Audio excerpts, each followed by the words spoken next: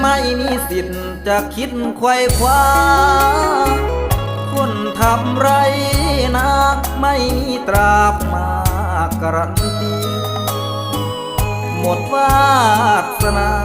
ที่จะพาน้องเข้าพิธีสักฉันก็เพียงเท่านี้คงไม่มีค่าพอหรอกนะ